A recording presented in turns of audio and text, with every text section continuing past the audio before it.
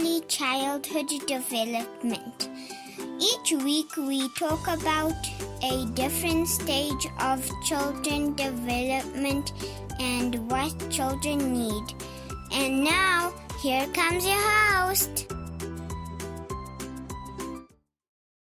Hello everybody and welcome. My name is Taryn and you are listening to The Parent Thing. We continue our series on behavior and emotion management today with an episode titled Red Cup or Blue. In today's episode, we are talking about giving children choices and why we should be affording children the opportunity to choose. Last week, we spoke about independence and why children should be raised to be independent. Giving a child the freedom of choice adds to the levels and layers of independence. I've mentioned before that to raise a child, all life lessons are scaffolded. Allowing them to start making choices will eventually help them navigate and confidently make decisions when they grow older. Giving a child a choice does not mean you will be giving them free rein. You are still the parent, and you will be there to guide them, to help them with their choices, and also to limit their choices. Let's get into the meat of the episode, shall we? Here's a hint. This is not a choice.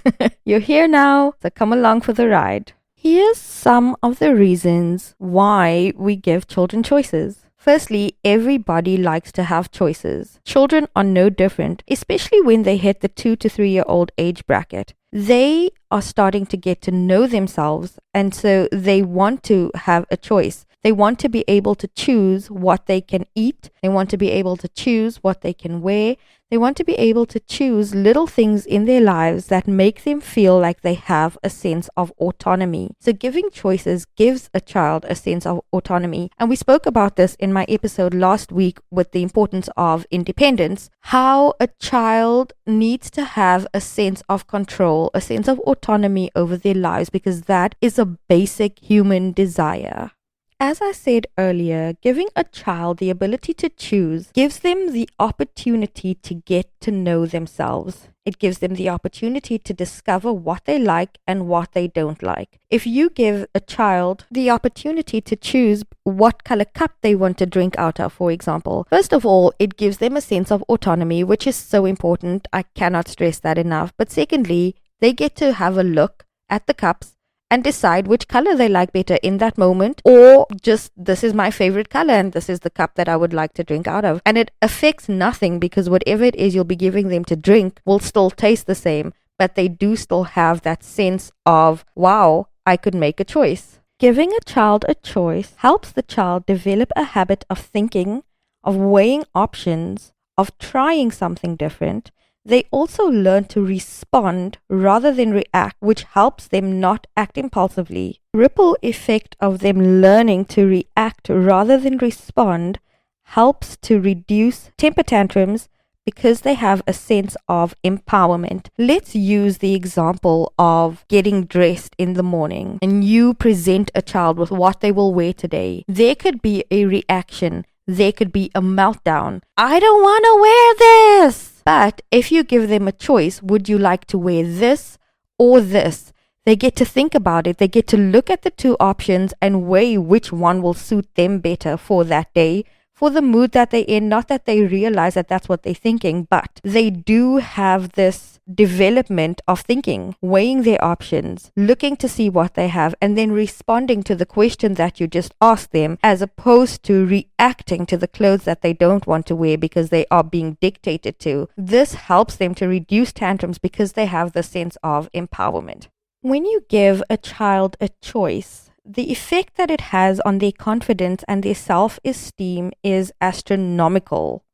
I am a little dramatic, but it really is a huge, huge positive effect. When a child gets to choose something, they feel heard, they feel listened to, they feel secure and valued when they don't always have to obey what has been dictated to them.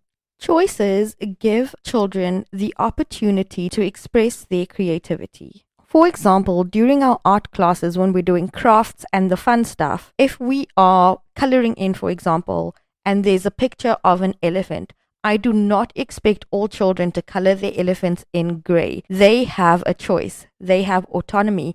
They get to choose what color their elephant is going to be today. And I do not tell them that what they did was wrong. I do not tell them that maybe it would be better if they made a gray elephant, because there's no such thing as a purple and blue elephant. We don't do that because this is not a realistic expectation. This is a choice that they have, a freedom that they have.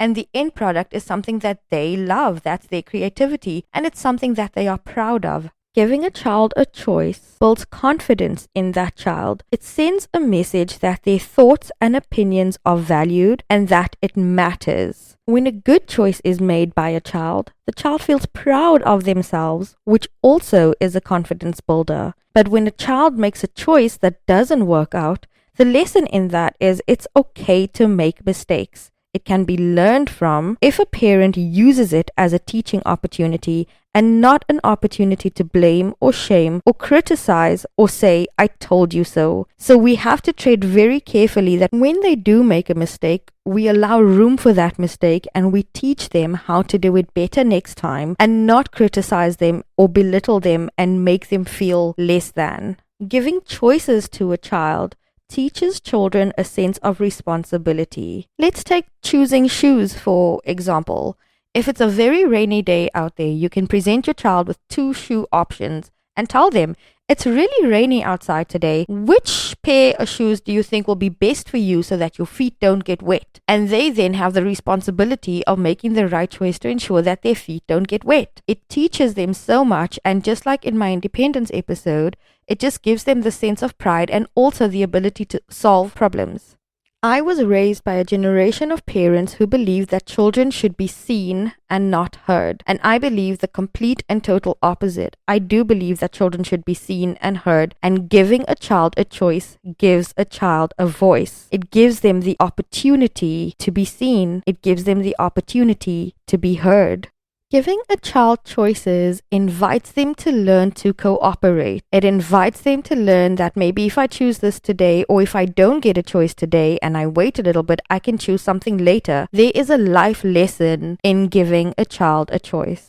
As I said earlier, when children are given choices, it sends the message that they are seen and that they are heard. So what that does then, it gives them the security to be vulnerable and ask for help when they need it, because they know that they have a voice, because they know that their feelings are valid, because they know that they matter. They are comfortable enough to be able to ask for help when they need it. And it also helps them to understand the consequences of discipline.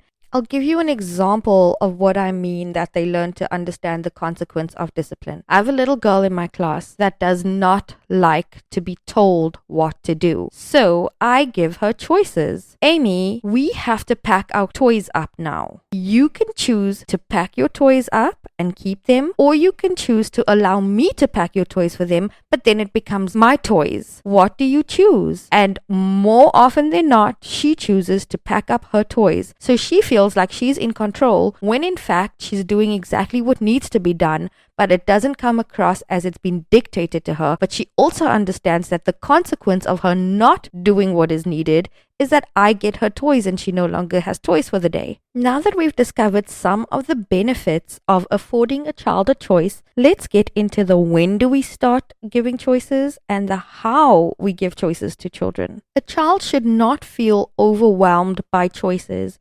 So when they are younger, from the age of about 2, we give them this or that choices. We give them only 2 choices so that they are not overwhelmed. We also have to make peace with the fact that they won't always think the way we do, which means that they won't always choose the thing that we hope they will choose, but we still have to allow them to choose what they've chosen. It is also important to constantly thank and affirm them when they make choices. Thank you for helping me choose this. Oh wow, I love the color that you chose. So always affirm them, always thank them, making them feel important. Another important thing when you are allowing your child to make a choice is to be consistent in that. When you are not consistent, it causes confusion in the child. So if today they can choose which cup they drink from, and tomorrow you tell them, you don't have a choice, you have to drink out of this cup, you get what you get and you don't throw a fit. This causes so much confusion in them because just yesterday they got to choose, and then today they can't choose, but then tomorrow they can make a choice again. So be consistent in allowing them the opportunity to choose. Another tip I have for you is to use choices to build them up and not to control them.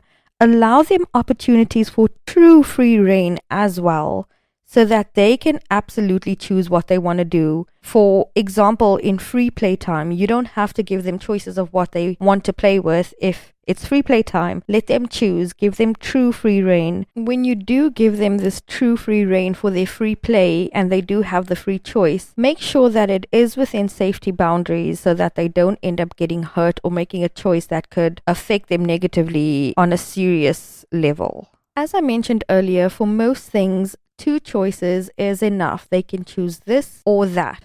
There are obviously things in life that children do not have a choice about, like the example that I used earlier with the little girl in my class who didn't really have a choice as far as cleaning up her toys were concerned.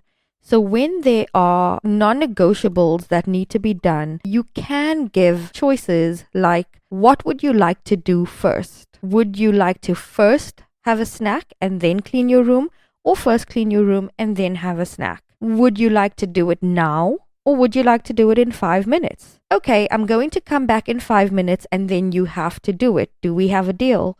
So discussing it with your children, still giving them a choice, but still the desired outcome will happen. It just won't happen exactly when you want it to happen. So do be flexible with that and allow them the choice on what to do first. Allow them a choice on what they wear. Allow them a choice with food. Now hear me out on this one. I don't mean they get to choose all the food that they eat or don't eat, but if you're having vegetables, allow them to choose. Would you like broccoli or carrots tonight? Would you like peas or Brussels sprouts tonight? So give them some choices. That also gives them the chance of actually eating what they've chosen, making sure obviously that it's healthy choices, but still giving them the choice of what to do. Give them a choice on activities that you want to do together. Would you like to play cards or would you like to play a ball game or a board game? Would you like to paint or would you like to color in?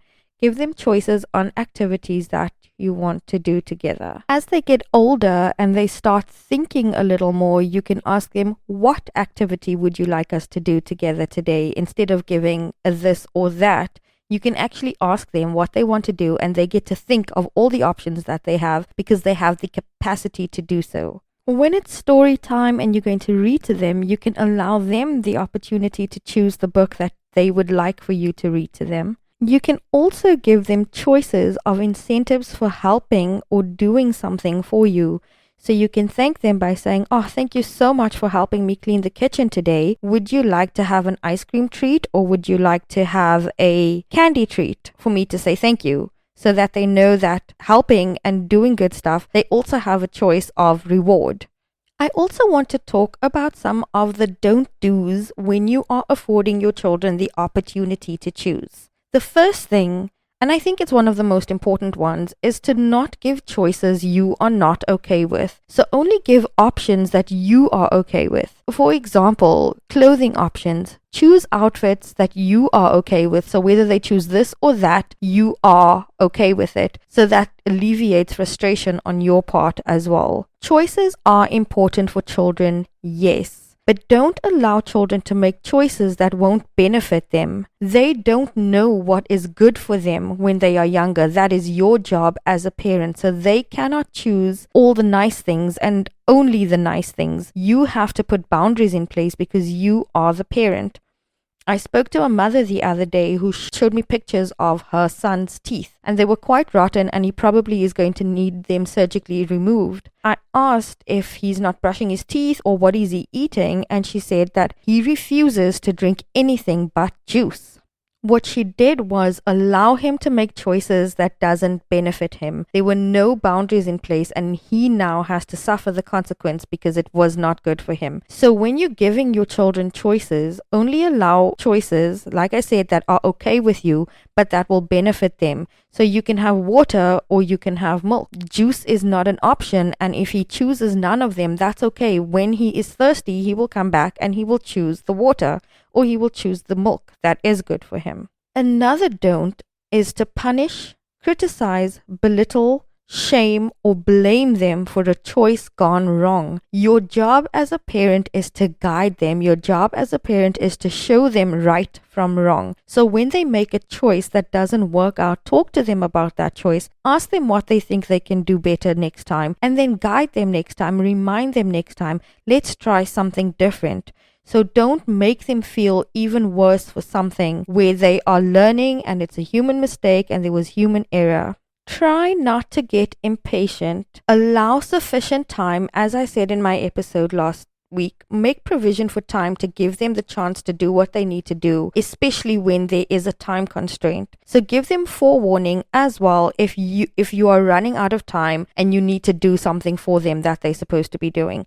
I keep going back to the clothing example because it's the easiest one right now. So if we have to choose an outfit, but we only have 5 minutes and they are struggling with which outfit they want to wear, give them a forewarning and say, if you don't choose in 2 minutes, I'm going to have to choose for you because we have to leave. So let them understand that there is a consequence and you have to follow through with it, especially when there is a time constraint, when there is pressure. Don't just grab it from them and be like, well, I'm going to do this for you. Like, explain to them, we are out of time, so I have to choose something for you.